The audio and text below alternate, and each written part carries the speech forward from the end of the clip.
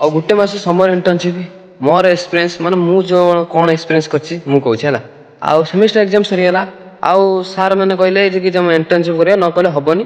ଆମେ ବହୁତ ରାଗିଗଲୁ। ଆମେ ଏକ୍ଜାମ୍ ସରିଲା ଆମେ ଘରକୁ ଯିବୁ ଇଣ୍ଟର୍ନସିପ୍ ବଗେରା କ'ଣ ଆମେ କହିଲେ ସିଟିଡିସି କଲେଜରେ ଆଡ଼ମିସନ୍ କରିଦେବା। ଆମେ ଯାଇ ସିଟିଡିସି କଲେଜରେ ଆଡ଼ମିସନ୍ କରିଦେଲୁ। ଆମେ ଭଲ ଲାଗିଲାନି ଆଡ଼ମିସନ୍ କଲୁ ଇଏ କ୍ଲାସ୍ ଆଡ଼ମିସନ୍ କରିଦେଲୁ। ଆଉ କିଛି ଦିନ ପରେ ଆମେ ଗଲୁ କ୍ଲାସ୍। ଆଉ ଆମକୁ ବି ହଷ୍ଟେଲ୍ ମିଳିଲାନି। ଆମେ ହଷ୍ଟେଲ୍ରେ ରହି ଯିବା ଆସିବା କରୁଥିଲୁ। ବାକି ଫାଇନାଲି କ୍ଲାସ୍ ପରେ ଭଗବାନଙ୍କ ଦୟାରୁ ଆମ ହଷ୍ଟେଲ୍ ଗୋଟେ ମିଳିଗଲା।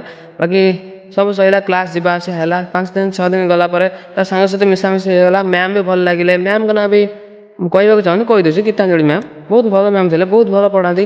ଅବଭିୟସ୍ଲି ମୋତେ ବହୁତ ଇଏ କରନ୍ତି କାହିଁକିନା ମୁଁ ଟିକେ କରିପାରେନି ଏତେ ଖାସ୍ ବଗେରା ମୋର ଲ୍ୟାପଟପ୍ ଟିକେ ଖରାପ ଥିଲା ବେଶୀ କରିପାରେନି। ବାକି ମ୍ୟାମ୍ ସହିତ ମିଶି ସାରିଲା ପରେ ପିଲାମାନଙ୍କ ସହିତ ମିଶି ସାରିଲା ପରେ ଏପଟରେ ଆମ ହଷ୍ଟେଲ୍ର ବଡ଼ ଭାଇ କିଛି ଥିଲେ ତାଙ୍କମାନଙ୍କ ସହିତ ମିଶି ସାରିଲା ପରେ କିଛି ଖାଇବା ପିଇବା ତାଙ୍କ ସହିତ କିଛି ଏନ୍ଜୟ କଲା ପରେ ସବୁଆଡ଼େ ଭୁବନେଶ୍ୱର କିଛି କିଛି ଜାଗା ବୁଲିଲା ପରେ ବହୁତ ବଡ଼ ବଡ଼ ଜାଗା ବୁଲିଲା ପରେ କିଛି କିଛି ଜାଗା ବୁଲିଲା ପରେ ଲାଷ୍ଟକୁ ସମର ଇଣ୍ଟର୍ନସିପ୍ ଏଇ କିଛି 2 ଦିନ ତଳେ ଆମର ସରିଲା। ମୁଁ ଘରକୁ ବି ଆସି ଭିଡ଼ିଓ ବନେଇବା ଟାଇମ୍ ମିଳିଲାନି ଭିଡ଼ିଓ ବନଉଛି ତଥାପି।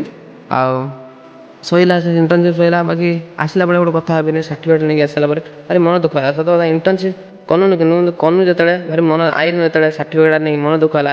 ସେ ସାଙ୍ଗ ସେ ମ୍ୟାମ୍ କେତେ ସୁନ୍ଦର ମ୍ୟାମ୍ କେତେ ପଢ଼ଉଥିଲେ ଭଲ ପଢ଼ଉଥିଲେ। ସାର୍ ବି ଭଲ ଇଏ କରୁଥିଲେ ଆମକୁ ଗାଇଡ଼ାନ୍ସ କରୁଥିଲେ ଆମେ ଫ୍ୟୁଚର୍ ପାଇଁ ଇଏ କରୁଥିଲେ।